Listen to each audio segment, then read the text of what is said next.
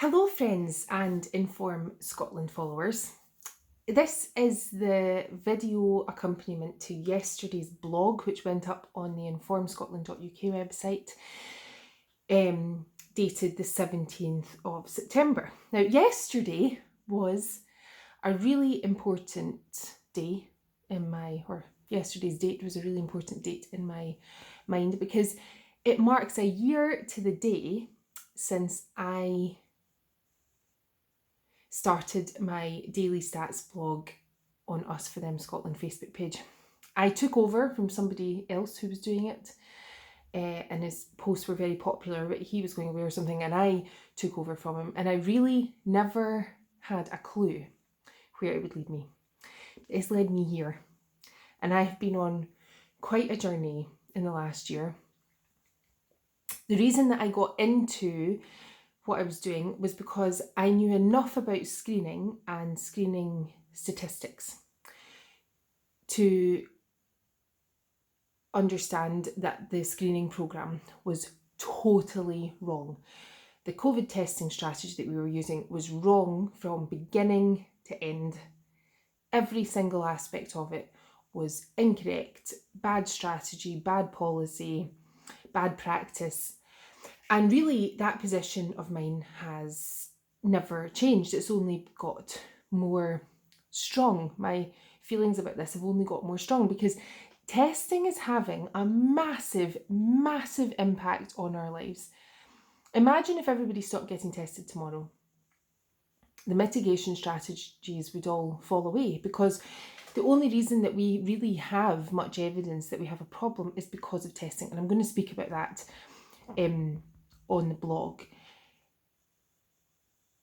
But just today, conversations that I've been having with people, and yesterday as well, with the news we had that Nicola Sturgeon is bringing in the military to assist the ambulance service.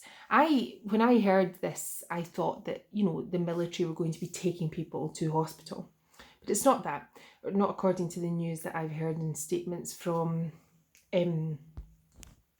the government through the news and things. What seems to be happening is the ambulance service are being moved from testing, and the army are taking their place so that the ambulance service can get back to providing an ambulance service.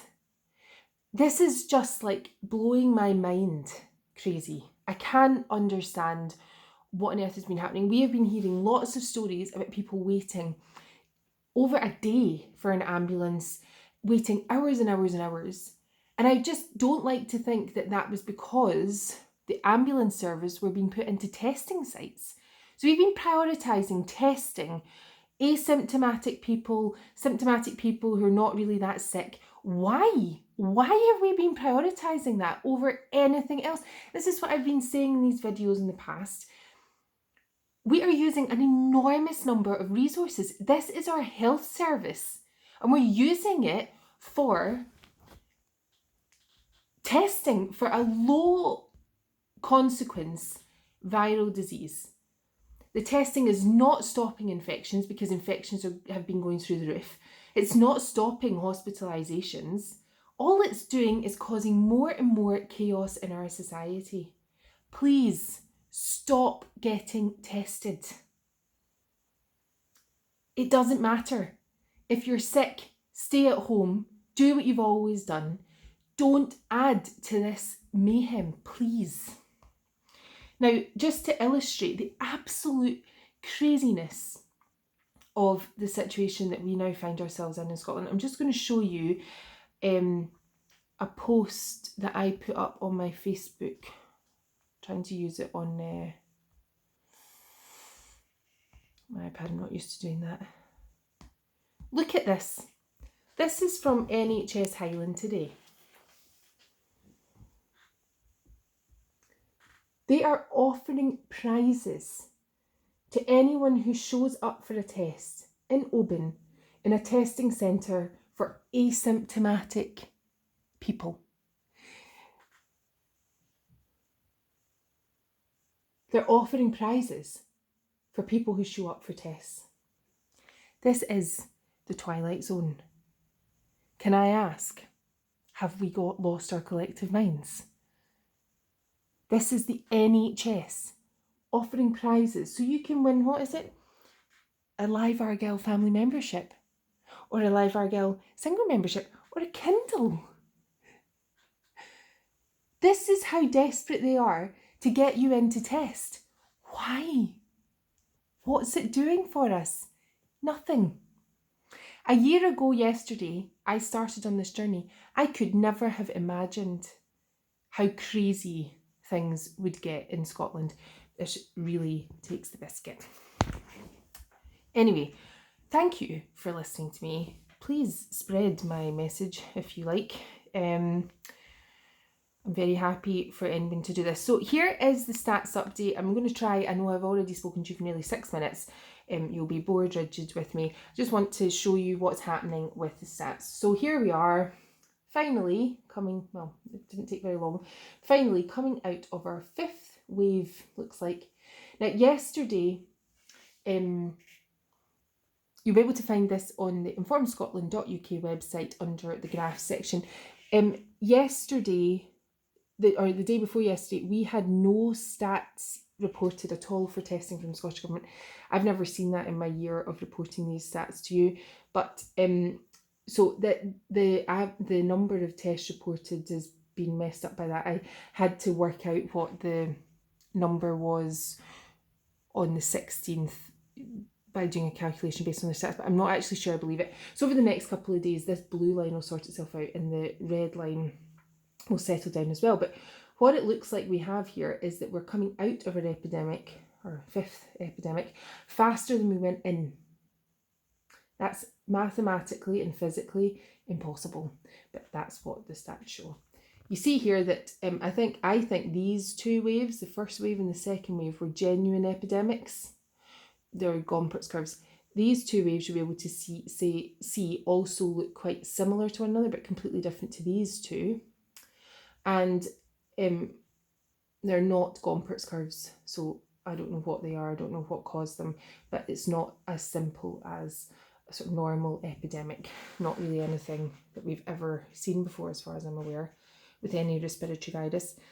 Looking at the percentage positive, this graph starts later than the last one, so there's only 4 waves visible here, but you can see that these have been messed up by this trace has been messed up by the latest gap in the statistics, but you can see that we are very convincingly coming out of this 5th epidemic now, and we can expect that to continue, and hopefully it's going to go back down to the floor now.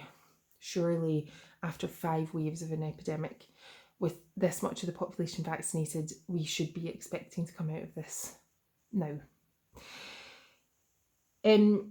Keeping an eye on testing in the community and the NHS. The red spikes in this graph are NHS tests, and you can see that they have been pretty consistent for the last few months. Community testing is the blue spikes, and they have gone absolutely berserk over the last few weeks, but seem to be coming down now, thank goodness. Yesterday, the number of tests reported from the day before were 40,000 in the community. We have had hundreds of thousands of people tested in the community in the last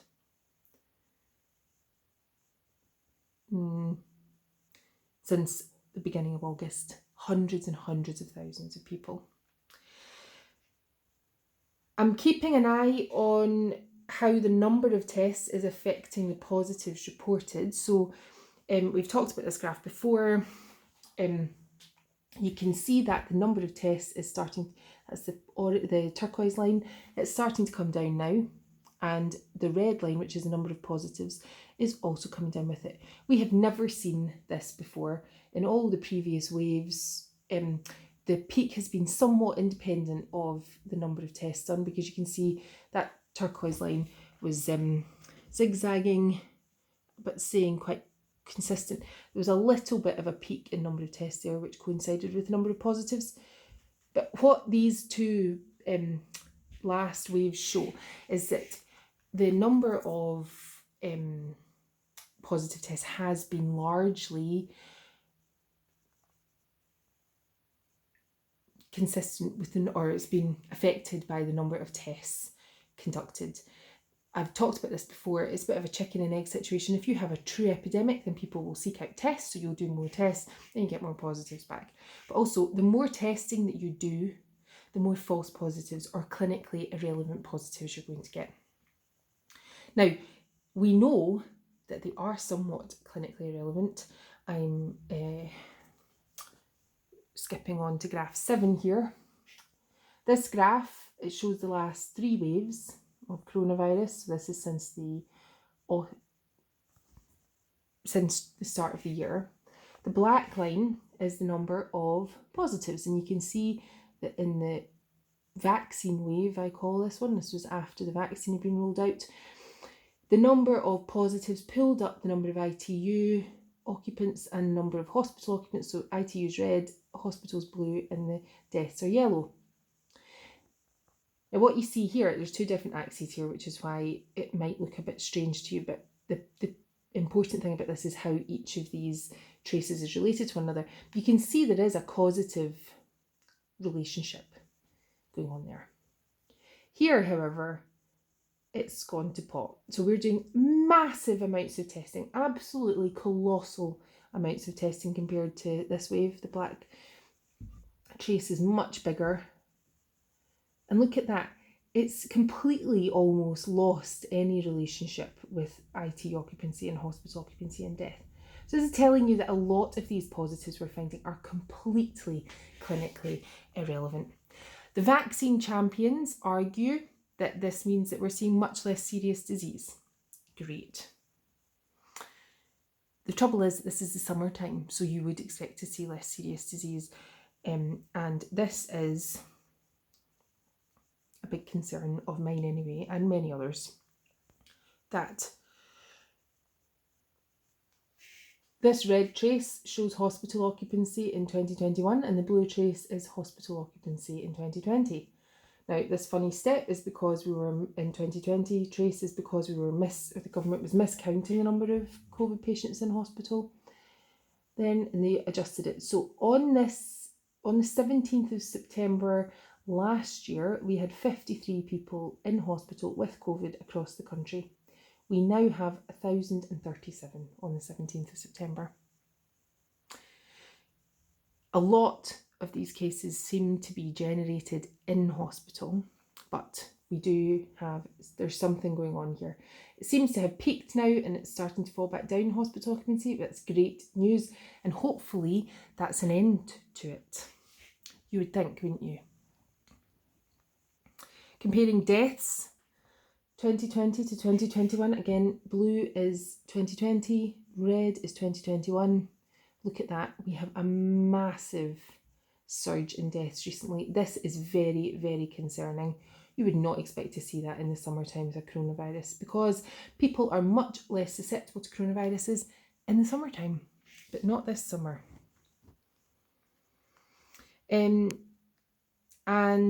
I'm skipping over a few graphs because I don't want to talk to you for too long. Nobody needs to hear from me for too long. And I have a delicious millionaire shortbread and a coffee waiting for me in the kitchen. But here we have positive tests and vaccinations. Just want to show you the yellow line is first doses and the green line is second doses. And you can see that really these are flattening off now. We're getting very few new vaccinations happening at all now because so many people have been vaccinated. Shortly, we'll be starting our boosters and we'll see a lot more vaccinations happening then. Don't look at Israel if you want to feel hopeful about the effect of the third dose on people. And you'll have I'm sure a lot of you who follow me are very aware of what's going on in the news, but you'll have seen that the FDA in the US have not approved the Pfizer third dose for under 60s or something. Hopefully common sense is going to prevail here as well, because there is really no evidence for the third dose being useful or necessary at all, and it's certainly not working out too well in Israel. Here are daily vaccine doses. So blue is first doses and red is second doses, and you can see that we've had very few first doses ever happening for a while now, and then the number of second doses is falling off. And of course what is going to happen is they'll just both bump along the bottom now. I think people who have thus far refused a vaccine have probably made that decision very seriously, and they're not going to change their minds easily. Thank you so much for your attention and listening to my musings, ruminations at the start of this. Please do have a think about all this. Have a think about the testing. Talk to people about it. Ask them why they're getting tested. Challenge people. Asymptomatic testing is going to cripple us. It's absolutely senseless. Imagine we sent every woman in the country of all ages for breast screening. What would happen? What would happen is you would find a lot of breast cancer. But it wouldn't be true breast cancer. What if we were to do prostate screening for everyone in the population? You would find a lot of prostate cancer. We must stop blanket testing of everybody. We must stop testing just in case, because what it is doing is prolonging our epidemic. We are going to have a forever epidemic. There comes a point, it doesn't matter if you have virus particles in your nose, if it's not making you sick.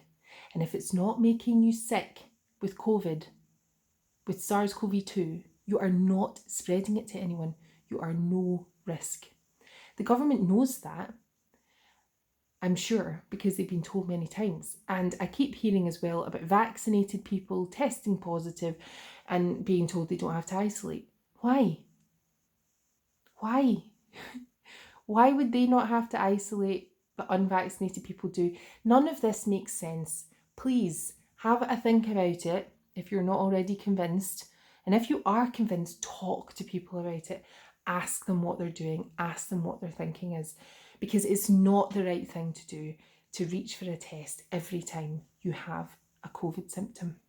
We have to stop it. Stay sane, stay strong, stay tuned, and remember, I love you.